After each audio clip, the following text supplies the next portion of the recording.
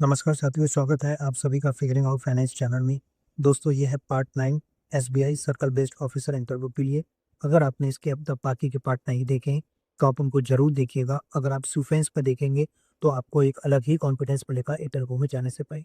दोस्तों, इस वीडियो में मैं डिस्कस करने वाला है गवर्नमेंट स्कीम जो एग्रीकल्चर से रिलेटेड है और रूरल बैंकिंग के बारे में।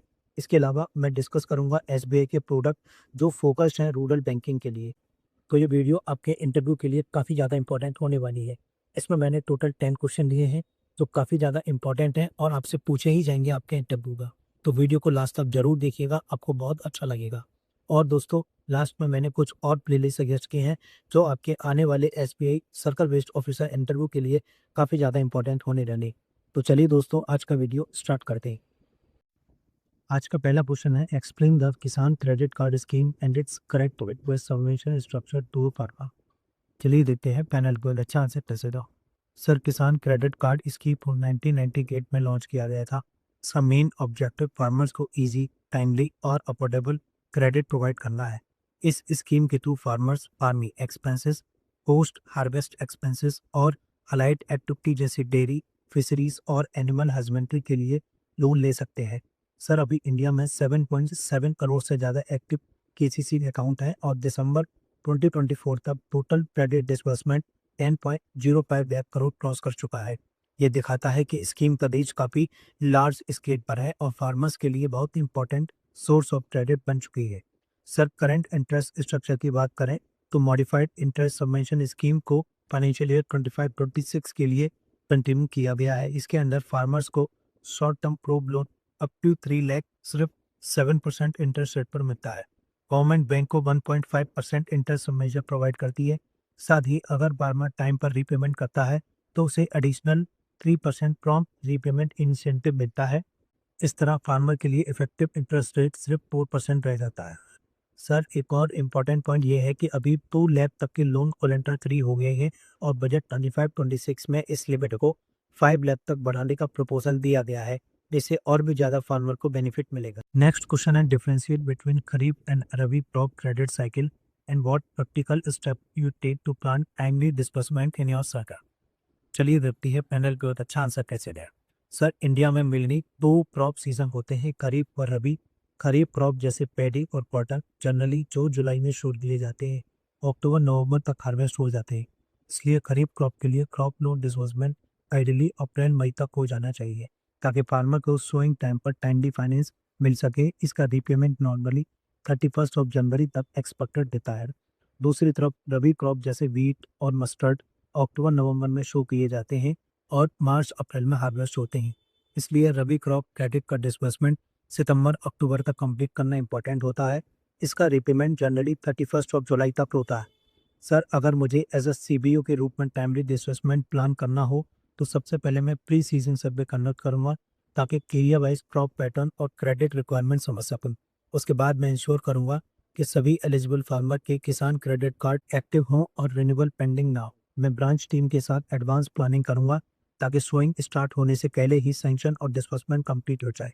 साथ ही मैं आरबीआई के जनवरी 2025 गाइडलाइंस के according collateral pre agriculture loan up to 2 lakh को एक्टिवली प्रमोट करूंगा ताकि स्मॉल फार्मर को इजी एक्सेस टू क्रेडिट मिल सके।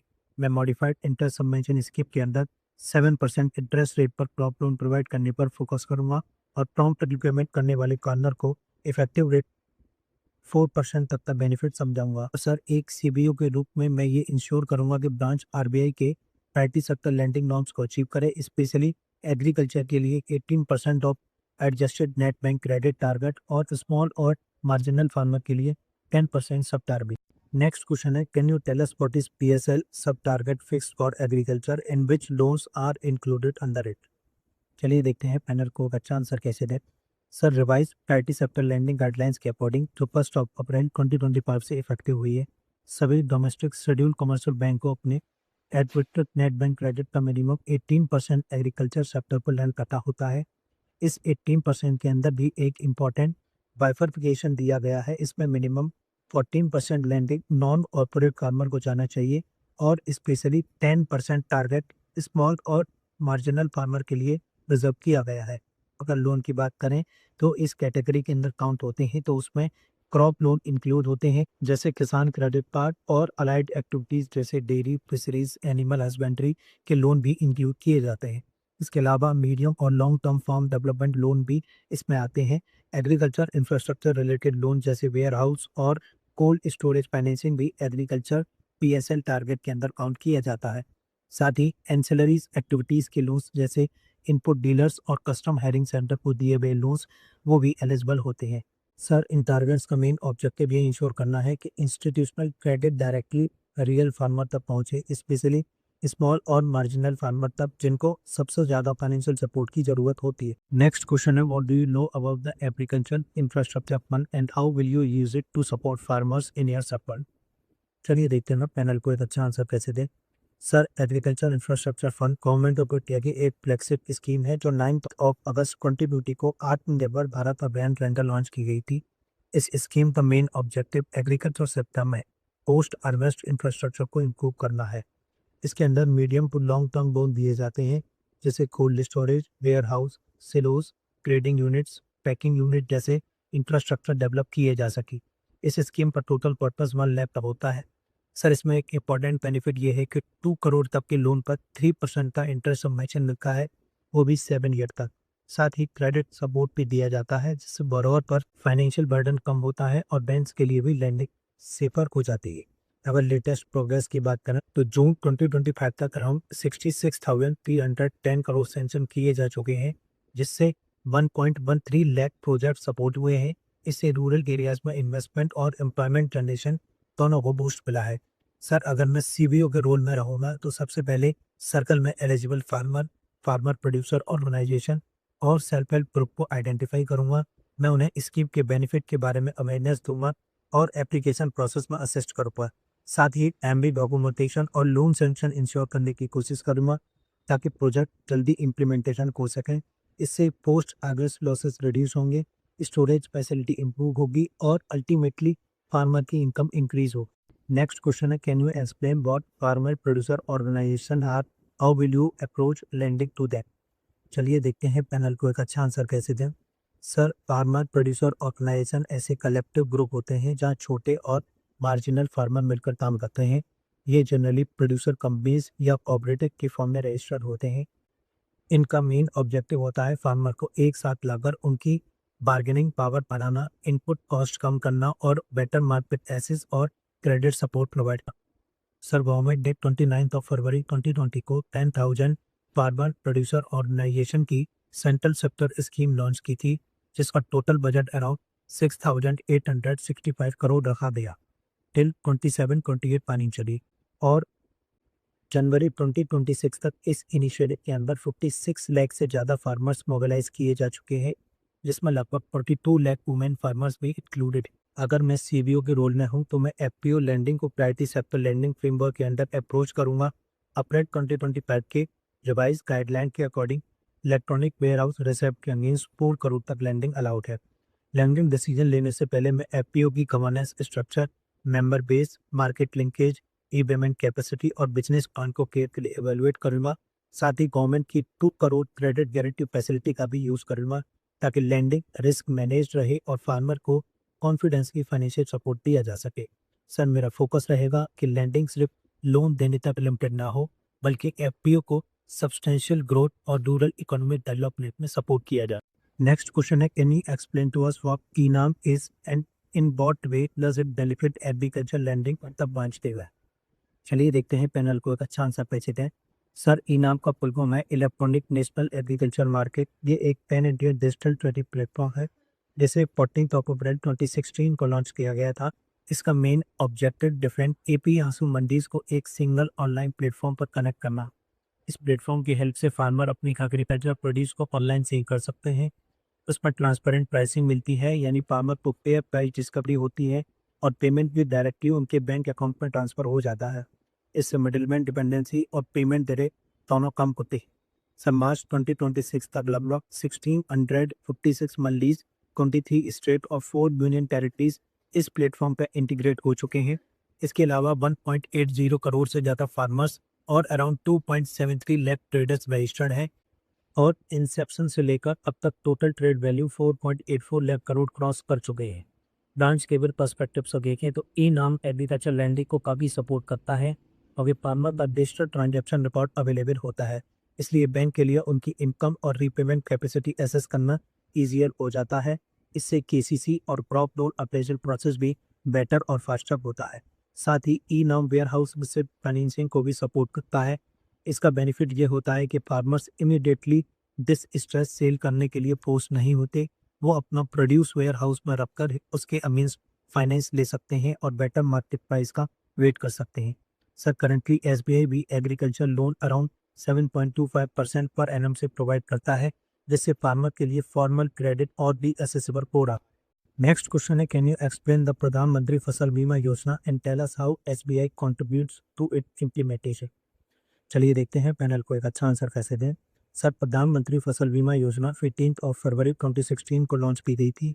इस स्कीम का मेन ऑब्जेक्टिव फार्मर्स को अफोर्डेबल क्रॉप इंश्योरेंस प्रोवाइड करना है ताकि उन्हें नेचुरल कैलेमिटीज, पेस्ट और डिजीजेस की वजह से होने वाले क्रॉप लॉस से प्रोटेक्शन बच सके। इस स्कीम में कवरेज प्री सोइंग स्टेज से लेकर पोस्ट हार्वेस्ट स्टेज तक दिया जाता है। मतलब अगर फसल को बीज बोने से पहले या हार्वेस्टिंग के बाद भी नुकसान होता है तो सर्टेन कंडीशन में इंश्योरेंस सपोर्ट करता है। प्रीमियम रेट्स भी फार्मर फ्रेंडली रखे गए हैं। खरीफ क्रॉप के लिए फार्मर को सिर्फ 2% प्रीमियम देना होता है, रबी क्रॉप के लिए 1.5% और कॉमर्शियल या हॉर्टिकल्चर क्रॉप के लिए 5% प्रीमियम देना होता है। बाकी प्रीमियम अमाउंट गवर्नमेंट बेयर करती है। सर स्कीम लॉन्च होने के बाद से अब तक 78 करोड़ से ज़्यादा फार्मर एप्लीकेशन कवर की जा चुकी हैं और अप्रॉक्सीमेटली 1.83 लाख करोड़ के क्लेम डिस्पर्स किए गए हैं। रिसेंटली यूनियन कैबिनेट ने इस स्कीम को 25-26 तक कंटिन्यू करने का अप्रूवल भी दिया है, जिसके लिए अराउंड 69,515 करोड़ का बजट एलोकेट किया गया है। अगर एसबीआई का रोल की बात करें तो एसबीआई इस स्कीम में बहुत इंपॉर्टेंट कॉन्ट्रीब्यूशन देता है। इंडिया का लार्जेस्ट बैंक होने की वजह से एसबीआई अपने एग्रीकल्चर लोन लेने वाले फार्मर्स को ऑटोमेटिकली एनरोल करता है। साथ ही उन फार्मर्स को भी कनेक्ट करता है जिन्होंने लोन नहीं लिया हो थ्रू रजिस्ट्रेशन और अवेयरनेस सपोर्ट। इसके अलावा एसबीआई जनरल इंश्योरेंस की प्रधानमंत्री फसल बीमा योजना के अंदर प्लान इश्यूअर है और मल्टीपल स्टेट में एक्टिवली स्कीम इम्प्लीमेंट करता है।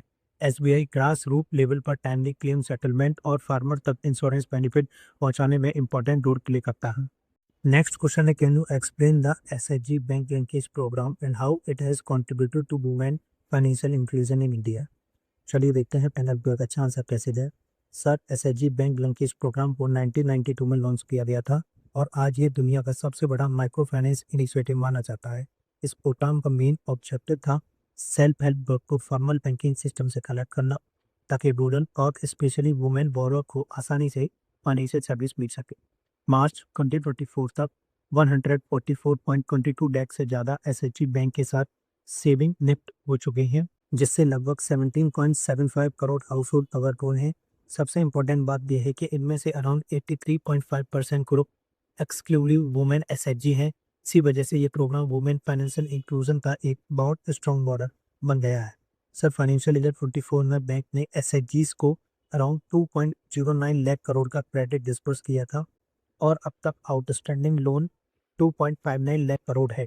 ये loan priority sector lending norms के अंदर कोलेटरल फ्री बेसिस पर दिए जाते हैं, जिससे पुअर और रूरल वुमेन को भी बिना सिक्योरिटी के क्रेडिट असेसमेंट पाता है। आरबीआई और NABARD time to time master circular और गाइडलाइन इशू करते हैं, जिससे इम्प्लीमेंटेशन स्मूथली हो सके और बैंक्स प्रॉपर मॉनिटरिंग कर सकें। सर मेरी अंडरस्टैंडिंग में इस प्रोग्राम का इम्पैक्ट सिर्फ क्रेडिट तक लिमिटेड नहीं है। इसने वुमेन को फाइनेंशियल लिटरेसी दी है, मनी लेंडर्स पर डिपेंडेंसी कम किया है और उन्हें डिसीजन मेकिंग पावर और इकोनॉमिक इंडिपेंडेंस भी प्रोवाइड किया है। ग्रास रूट लेवल पर रूरल वुमेन एम्पावरमेंट में इसका बहुत इंपॉर्टेंट कंट्रीब्यूशन रहा।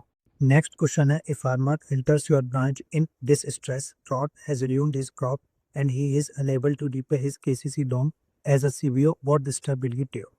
चलिए देखते हैं पैनल को एक अच्छा आंसर कैसे दें। सर इस सिचुएशन में सबसे पहले फार्मर की प्रॉब्लम को कामली और एम्पैथेटिकली सुनूंगा। मैं उन्हें रीअश्योर करूंगा कि बैंक उनकी हेल्प के लिए और पैनिक करने की जरूरत नहीं। सर आरबीआई की master direction on natural calamity relief के अकॉर्डिंग डॉट एक रिकॉग्नाइज नेचुरल कैलेमिटी है। अगर क्रॉप लॉस 50% या उससे ज़्यादा होता है तो शॉर्ट टर्म केसीसी लोन को रीस्ट्रक्चर किया जा सकता है या टर्म लोन में कन्वर्ट किया जा सकता है इससे फार्मर को रीपेमेंट के लिए एडिशनल टाइम होता है। साथ ही सर ऐसे रीस्ट्रक्चर्ड लोन को इमीडिएटली एनपीए क्लासिफाई नहीं किया जाता, जिससे फार्मर का क्रेडिट रिकॉर्ड भी प्रोटेक्ट रहे। उसके बाद मैं चेक करूँगा कि फार्मर प्रधानमंत्री फसल बीमा योजना के अंदर कवर्ड है या नहीं, क्योंकि ये स्कीम ड्रॉट जैसे क्रॉप लॉसेस को कवर करती है। सर इस स्कीम के थ्रू अब तक 22.67 करोड़ फार्मर को अराउंड 1.83 लाख करोड़ के क्लेम दिए जा चुके हैं। सर मैं फार्मर को इंश्योरेंस क्लेम प्रोसेस भी गाइड करूंगा ताकि उन्हें जल्दी फाइनेंशियल सपोर्ट मिल सके। सर नेक्स्ट क्रॉप सीजन के लिए भी मैं इंश्योर पदबा के एलिजिबल होने पर उन्हें फ्रेश क्रॉप लोन मिले ताकि उनकी फार्मिंग एक्टिविटीज कंटिन्यू रह सकें। साथ ही केसीसी इंटरेस्ट सबवेंशन बेनिफिट भी इंश्योर करूंगा, जिसमें 3 लाख तक के लोन पर effective interest rate 4% per annum तक दिया जा सके। एज अ सीबीओ मेरा फोकस सिर्फ लोन रिकवरी नहीं होगा, मेरा focus farmer welfare, financial inclusion और लॉन्ग टर्म रिलेशनशिप बिल्डिंग पर भी लोग। नेक्स्ट क्वेश्चन है, as a CBO posted at a ground level how well you understand the PM Kisan scheme, what role does play in it. चलिए देखते हैं panel पर एक अच्छा आंसर कैसे दें। सर प्रधानमंत्री किसान सम्मान निधि एक सेंट्रल सरकार स्कीम है जो फरवरी 2019 में लॉन्च की गई थी। इस स्कीम का मेन ऑब्जेक्टिव फार्मर को डायरेक्ट फाइनेंशियल सपोर्ट प्रोवाइड करना है। इसके under eligible land holding farmer families को हर साल 6,000 रुपीज़ दिए जाते हैं, जो 2,000 की 3 इंस्टॉलमेंट में डायरेक्टली उनके आधार सीडेड बैंक अकाउंट में डायरेक्ट बेनिफिट ट्रांसफ़र के थ्रू ट्रांसफ़र किए जाते हैं। सर लेटेस्ट 22nd इंस्टॉलमेंट जो 13 मार्च 2026 को रिलीज हुई थी, उसमें अराउंड 9.32 करोड़ फार्मर्स को 18,640 करोड़ से भी ज़्यादा अमाउंट ट्रांसफ़र किया गया। और अगर ओवरऑल देखें तो इस स्कीम लॉन्च होने के बाद से 22 इंस्टॉलमेंट में टोटल 4.09 लाख करोड़ से ज़्यादा अमाउंट फार्मर को डिसबर्स किया जा चुका है। सर एसबीआई का रोल इस स्कीम में बहुत इंपॉर्टेंट है। इंडिया का लार्जेस्ट बैंक होने के कारण एसबीआई करोड़ों फार्मर्स को अकाउंट में पीएम किसान फंड सक्सेसफुली क्रेडिट करता है। इसके अलावा एसबीआई फार्मर को किसान क्रेडिट कार्ड से भी कनेक्ट करता है, जिससे उन्हें सिर्फ अराउंड 4% एनुअल इंटरेस्ट रेट पर एग्रीकल्चर क्रेडिट मिल पाता है। सर एसबीआई का एग्रीकल्चर लैंडिंग भी फाइनेंशियल ईयर 25 में 3.48 लाख करोड़ क्रॉस कर चुका है। इसलिए मुझे लगता है कि एसबीआई सिर्फ एक कॉमर्शियल बैंक नहीं, बल्कि रूरल इंडिया और फार्मर के लिए एक स्ट्रॉन्ग फाइनेंशियल प्लेटफॉर्म की तरह काम करता है। दोस्तों आज की वीडियो में इतना ही। उम्मीद है वीडियो पसंद आई होगी। दोस्तों जैसा मैंने बताया था, मैं कुछ प्लेलिस्ट सजेस्ट करूंगा। सबसे पहले आप ये प्लेलिस्ट सेव कर लीजिएगा। जितनी भी SBI circle based officer related videos आएंगी वो आपको इसी प्लेलिस्ट में मिलेंगी। इसके अलावा दोस्तों ये आप शॉर्ट वीडियो की प्लेलिस्ट इसको भी सेव कर लीजिएगा। इन शॉर्ट वीडियोस में मैं वो न्यूज़ कवर कर रहा हूँ जो एसबीआई से रिलेटेड है, जो आपके SBI circle based officer interview के लिए काफ़ी इंपॉर्टेंट होने वाली है, और हो सकता है आपसे इनमें से कुछ न्यूज़ पूछे भी जाएँ इंटरव्यू में। इसके अलावा दोस्तों अगर आपको लगता है आपको बैंकिंग और फाइनेंशियल टर्म्स आते हैं बट आप पैनल के सामने एक्सप्लेन नहीं कर पाते, तो ये शॉर्ट वीडियो बैंकिंग और फाइनेंशियल टर्म की बहुत इंपॉर्टेंट है आपके लिए। आप इन वीडियो को देखिएगा। इनमें मैंने पैनल स्टाइल में बताया है कि कैसे आपको एक इफेक्टिव आंसर पैनल के सामने देना चाहिए, जिससे आपको इंटरव्यू में एक अलग ही एज मिले और आपको ज़्यादा से ज़्यादा मार्क्स मिले। दोस्तों अगर आपकी कोई क्वेरी हो या सजेशन हो, या आप चाहते हो कि मैं कोई स्पेसिफिक क्वेश्चन कवर करूं आपके आने वाले इंटरव्यू के लिए, तो आप मुझे डायरेक्ट मैसेज कर सकते हैं इंस्टाग्राम या टेलीग्राम पर। तो चलिए दोस्तों आज की वीडियो में इतना ही। Thanks for watching and all the best for your interview.